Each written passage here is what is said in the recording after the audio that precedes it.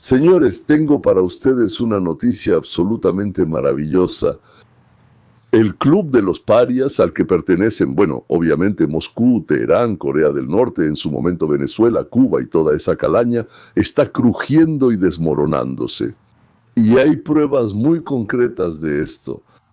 Sí, parias, para quienes no lo sepan, no es como los judíos llaman a personas de otras nacionalidades, eso es goyim.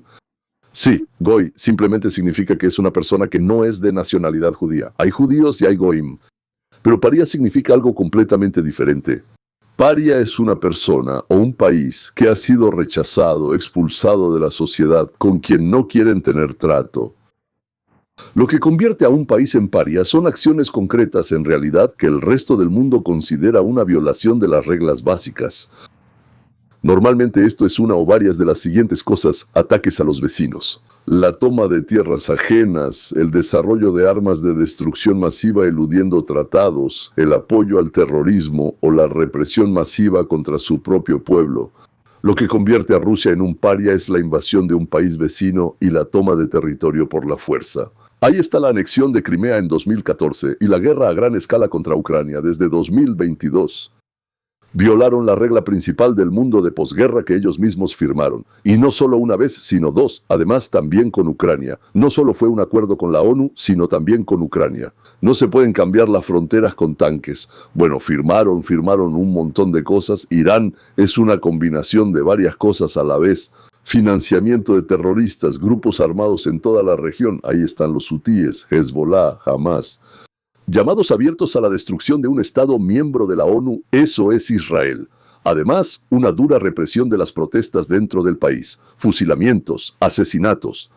Deciden, torturan. Corea del Norte es una amenaza constante para sus vecinos y uno de los regímenes más cerrados y represivos del mundo. Venezuela bajo Maduro también era bastante mala. Con elecciones fraudulentas, la oposición aplastada, un colapso económico que hizo que millones de personas huyeran del país. Y acusaciones de vínculos con el narcotráfico. No solo acusaciones, por cierto, estos tipos de hecho están muy unidos y pensaban que iban a durar mucho tiempo. Entonces se apoyan precisamente en esa unión, ¿verdad? En la unidad de la vileza. ¿Qué pasó o qué está pasando? Que el club empezó a desmoronarse. Bueno, pues vamos a ver lo que está pasando justo ahora y saquemos algunas conclusiones. 11 de julio los bandidos rusos volvieron a atacar Kiev. 8 muertos, decenas de heridos. Una noche en los sótanos de las estaciones del metro. Ya hace mucho que no lo ocultaban. No ocultan que simplemente son terroristas. No es que por casualidad ataquen a la población civil, supuestamente disparando a los militares. Lo hacen a propósito. Atacan hospitales, guarderías. Cualquier lugar donde se reúnan mujeres, niños, ancianos, enfermos, personas con discapacidad. Bueno, en fin, ¿me entienden? Eso mismo que todos intentamos proteger. A esos que disparan, a los que dan las órdenes y por lo tanto a los que aprietan los botones. No es que me dé igual. Matan. Disculpa, ellos matan a cientos, tal vez miles de personas. Les gusta hacerlo. ¿Cómo lo sé? Lo sabemos por las interceptaciones de llamadas entusiastas de los llamados héroes rusos desde Ucrania. A sus mamás y amigos, cuanta más gente matan, cuanta más gente torturan, más les gusta estar en esta guerra. En conversaciones con sus mamás. Estos ni siquiera quiero decir la palabra, ¿sí? Entonces, llamarlos de otra forma que no sea bastardos simplemente es imposible. Entonces, ellos usan tantas groserías y además muy sucias que imaginar que ellos... Además, hay una palabra polaca maravillosa que significa error de la naturaleza, o sea, bastardos sucios y apestosos, o, como se decía antes, inhumanos. También había una buena palabra para eso, inhumanos. La verdad, antes pensaba que solo los criminales se comportaban así. Ya saben, esos que ya tocaron fondo, a los que ya no les importa nada, que como dicen, lo perdieron todo, lo bebieron todo, lo arruinaron todo y así, ¿no? Solo pues los criminales. Pero, entonces, primero que nada, los que liberaron a esos criminales y los enviaron a Ucrania, ellos también son criminales. Y los demás, pues, saben, yo tengo la sensación de que prácticamente todo el ejército que está en territorio ucraniano son unos bastardos y criminales. Además, o son una cosa, o la otra, o incluso ambas, y no se encuentran otros en absoluto. O siempre fueron unos bastardos y criminales, o se volvieron así después de haberse alimentado de sangre. En las pantallas, todo esto sigue siendo esa misma guerra. La continuación, por así decirlo, parece una continuación de la misma masacre que llevamos viendo desde hace 4 años. Rusia ataca, Ucrania entierra a sus muertos. Pero si dejamos de lado las imágenes de casas en llamas y miramos el mapa, el presupuesto, el globo terráqueo, entonces se dibuja un panorama completamente diferente, en la que los monstruos finalmente empezaron a recibir de vuelta el mismo revuelto con salchicha que ellos le hacían a Ucrania. Un panorama que no se veía desde la primavera de 2022, desde los tiempos en que las columnas rusas, sin llegar a Kiev, tiraban las armas, saltaban como árabes, salían de los tanques, de los vehículos, de los blindados, y huían a casa, a casa, de regreso. A algún lugar huían, a Bielorrusia. Así, por primera vez desde ese fracaso, Rusia se encontró en una derrota estratégica, en esa situación. De inmediato yo diría, en todos los frentes. Bueno, el militar sí, el económico sí y el diplomático. Ahora les explico por qué. Y precisamente en ese momento, Donald J. Trump, quien durante el último año y medio había estado jugando al pacificador y manteniendo sus cartas, como se dice, cerca del pecho, empezó a ponerlas sobre la mesa una por una. Y resultó que las estaba poniendo contra Moscú. Vamos por partes. Primero, el frente, porque fue precisamente ahí donde, digamos, todo comenzó. Si el frente se hubiera ganado, nada de lo demás habría pasado. Honor y gloria, como se dice, a esos ucranianos que resistieron y aguantaron. El 8 de julio salió un nuevo informe militar. Y las cifras en él son tales que Rusia, no sé, digamos, debería hacer todo lo posible para que no se muestren en pantalla. En los primeros 6 meses de 2025, Rusia capturó 622 kilómetros cuadrados de tierra ucraniana. Se podría decir, capturó, ¿verdad? Rusia, que tiene al menos 10 veces más recursos y al menos 5 veces más población, en realidad no puede avanzar ni retroceder. Para que lo entiendan solo para comparar, ¿sí? En el mismo periodo del 25 de 1925, el año pasado, se capturaron 2.190 kilómetros. El ritmo del avance cayó de, ¿cuánto tenían ellos? Como 17 kilómetros por día a 1. Señores, con toda su poderosa fuerza, avanzan solo 1 kilómetro por día. Pero también es importante lo que se llama el precio. Nosotros no escatimaremos en gastos. Sí nos detendremos, muchachos, sí nos detendremos. Ellos no pueden pagar un precio ilimitado. Entonces, el precio por kilómetro por cada uno es exorbitante. En junio, ¿cuántos son? 30 días el ejército ruso perdió alrededor de 40.000 personas entre muertos y heridos. En un solo mes. ¿Entienden que en 30 días perdieron 40.000 personas entre muertos y heridos? Del frente tuvieron que retirar a 40.000 personas. En fin, piensen en esas cifras. ¿Y cuántos recluta Rusia por contrato? En el mejor de los casos, 24. ¿Cuántos son? 24. Ellos dicen que son 30.000, pero según todos los rumores son 20, 24. O sea, el ejército pierde gente más rápido, incluso que sus datos oficiales, los datos oficiales de Rusia. Saben, señores, hay que tratarlos como se debe, ¿no? Está bien, les vamos a creer una vez en la vida. Reclutan 30.000, pierden 40.000. O sea, el ejército pierde gente más rápido de lo que logra reclutarlos. Y eso que, como ellos dicen, tienen dinero a montones. Esto no es una falta de reclutas, es una máquina que se devora a sí misma solo para avanzar unos metros. Y en este contexto, Donald James, el 8 de julio en la cumbre de la OTAN en Ankara, hizo lo que se esperaba de él. Algunos tenían miedo, otros. En primer lugar, la alianza prometió oficialmente a Ucrania, con el permiso y la aprobación de Trump, 70.000 millones de euros en ayuda militar para el 26, quedan 6 meses más. Y quedó registrado que no darán menos en el 27, simplemente se lo explicaron a Putin. Chicos, ya basta. Vamos a empezar a ocuparnos de esto en serio. En segundo lugar, esto probablemente sea aún más importante. Trump aceptó públicamente darle a Ucrania una licencia para producir su propio sistema Patriot. Eso significa que finalmente se podrán detener los misiles balísticos rusos. O sea, sus palabras fueron así: les daremos el derecho de fabricar los sistemas Patriot. Les mostraremos cómo. Creo que podrán producirlos bastante rápido. Entonces el periodista de inmediato es un tonto. No entiende nada. Qué rápido. Tomará al menos 2 años. Y cosas así, ¿verdad? Ahora yo, por cierto, también caí en lo mismo. O sea, sí, probablemente 2 años. Alguien dijo 2 años. Yo también puse cara de inteligente. Inteligentemente dije 2 años y luego me puse a pensar. La construcción de fábricas en el territorio de Ucrania, como dicen, puede tomar años. Pero olvidamos cómo los estadounidenses llegaron a Europa. ¿Hace cuánto fue eso? Hace casi 100 años.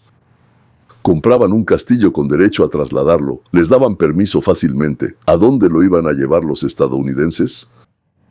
Los estadounidenses lo desmontaban ladrillo por ladrillo. Marcaban todo, rápido, en un mes, en 2. Lo transportaban en barco a América. Y ahí mismo lo volvían a armar en un mes más, con los mismos ladrillos. Eso fue antes de la era de las computadoras, antes de la IA, antes de las computadoras. Ahora ya no es necesario marcar nada. Simplemente IA, haz un escaneo por todos lados.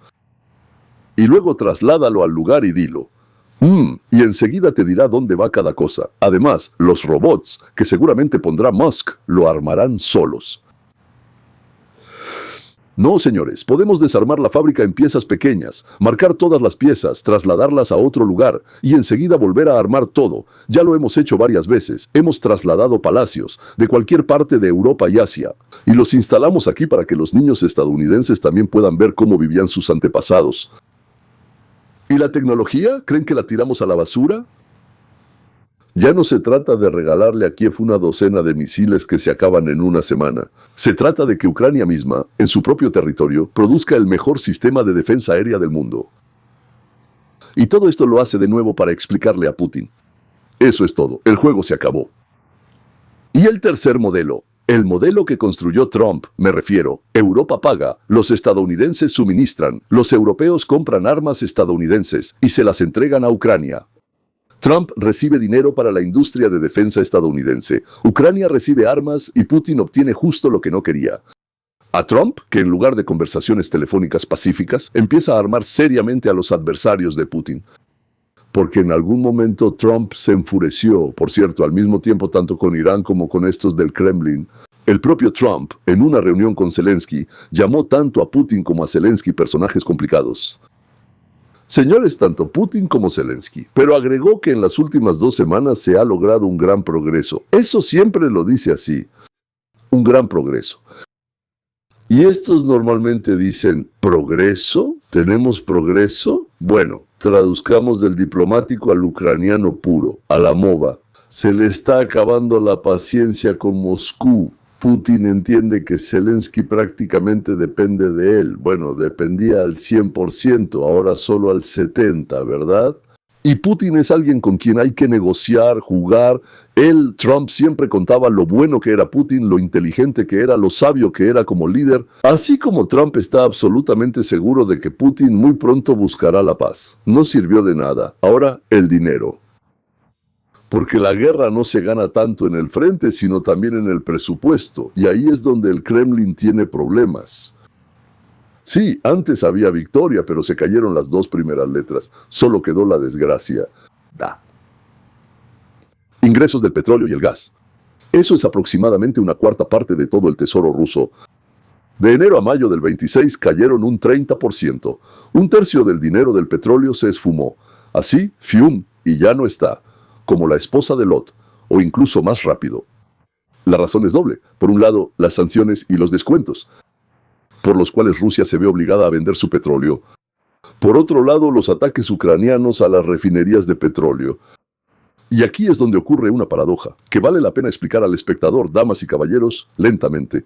Pero parecería que la guerra en Medio Oriente ha disparado los precios mundiales del petróleo. Rusia debería beneficiarse de esto, pero no puede. Es decir, sí está ahí, pero no puede morder. Porque sus propias refinerías están ardiendo, y ese mismo petróleo que antes se refinaba en gasolina, ahora ya no se convierte en combustible. Dentro del país hay escasez de gasolina, ¿se lo pueden imaginar? En Rusia, dentro del país, hay escasez de gasolina. En las gasolineras, en las regiones, hay filas y límites. El viceprimer ministro Novak admitió públicamente que equilibrar el mercado tomará tiempo. ¿Y qué significa eso? Equilibrar el mercado tomará tiempo. Ok. O sea, no pueden equilibrarlo, en otras palabras, de ninguna manera. Si no, les habrían dicho, anteayer o pasado mañana, todo estará bien, muchachos, piénsenlo. Un país que extrae petróleo a raudales está haciendo fila para conseguir gasolina. Bueno, ¿qué es la alarma en Moscú? Esto es lo que significa la alarma en Moscú. Esto ya no son palabras de analistas, es la admisión de los funcionarios rusos. Y mientras el Kremlin apaga incendios en casa, se está desmoronando lo que Moscú construyó durante años en el exterior. La red de aliados. Empecemos con Irán. Durante muchos años, Irán ha sido un socio fundamental para Rusia. Fue precisamente de ahí de donde vinieron los drones y Shahed, con los que Rusia luego bombardeó y sigue bombardeando las ciudades ucranianas. Pero Irán ha sido descabezado. El líder supremo, Ali Jamenei, murió. Su sucesor casi no aparece en público. Y Estados Unidos sigue golpeando a Irán una y otra vez, golpe tras golpe. Y como Putin se enfureció tanto por Irán como por Rusia, todo esto comenzó al mismo tiempo. Parecería una catástrofe para Moscú. Pero aquí, siendo honestos, casi no hay efecto militar en la guerra en Ucrania, porque Rusia, durante este tiempo, ya organizó la producción de estos Shaheds en su propio país. Creo que los llaman Geran, ¿verdad? Localizó la producción y ya no depende críticamente de Teherán. Pero el efecto diplomático es enorme. Ese mismo club de parias. Recuerdan que es eso, ¿verdad? Que Moscú sea ese ejemplo. Corea del Norte, Venezuela, en la que Putin apostaba como contrapeso a Occidente, se está desmoronando. Se está agrietando, se está empapando, no sé, se está desmoronando. Irán, de ser un aliado, se ha convertido en un campo de batalla, a donde Rusia, por más que quiera, no puede acudir en ayuda. Lo mismo, pero aún más evidente con Venezuela. El 3 de enero de 1926, los estadounidenses realizaron una operación y secuestraron a Nicolás Maduro. Lo raptaron. No lo derrocaron, no lo convencieron, simplemente llegaron, se lo llevaron, mataron a todos los que estaban alrededor y lo sacaron de allí.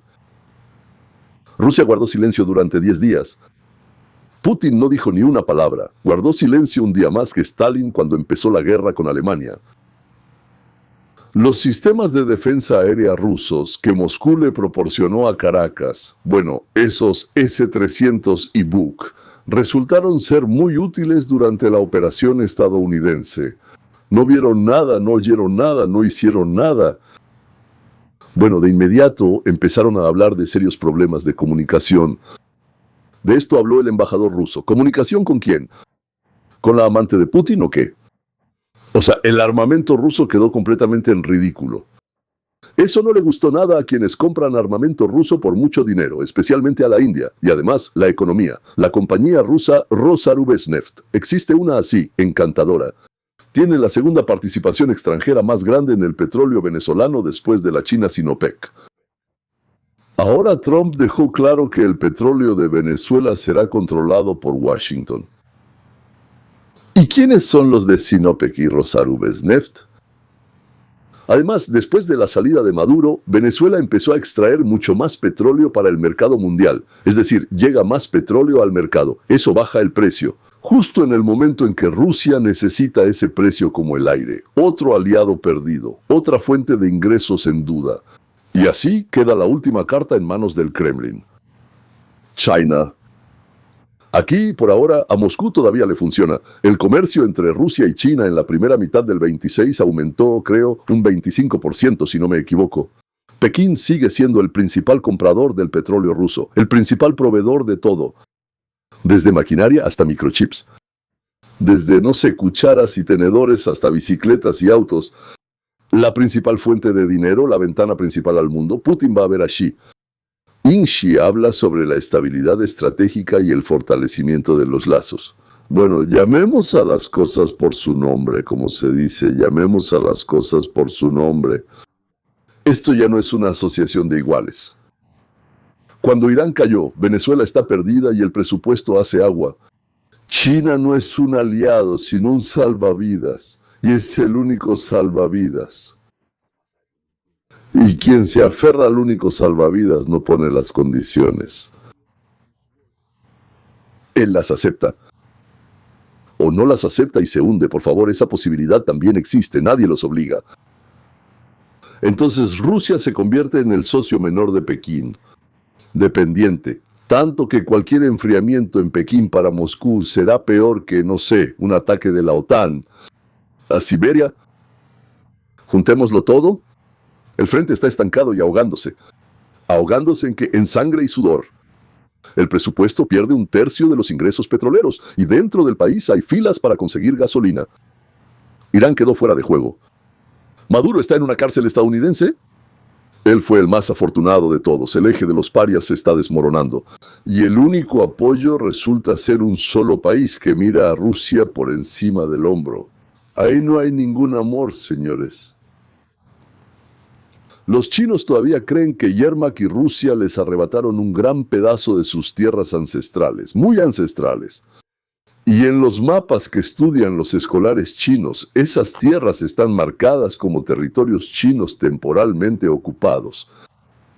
O sea, el gobierno actual, el anterior y probablemente el futuro de China tienen cierta idea de qué tierras les gustaría volver a anexar a China. Y justo ahora, al percibir una debilidad, Trump dejó de fingir neutralidad y empezó a armar seriamente a Ucrania. Sistemas Patriot, con 70.000 millones en fondos europeos. La pregunta principal que quiero dejarles hoy es esta.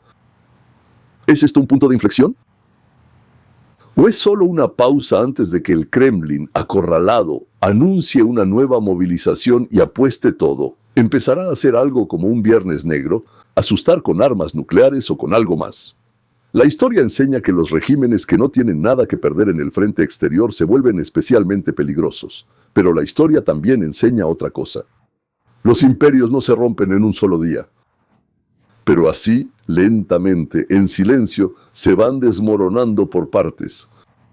Mientras que ni los habitantes de ese país imperial, ni los que están dentro, entienden todavía que ya comenzaron los cambios irreversibles, como en la URSS, ¿verdad?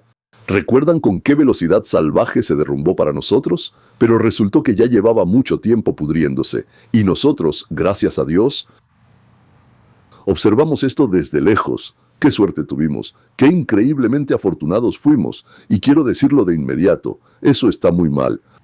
Lo observo con un placer malicioso. Así es.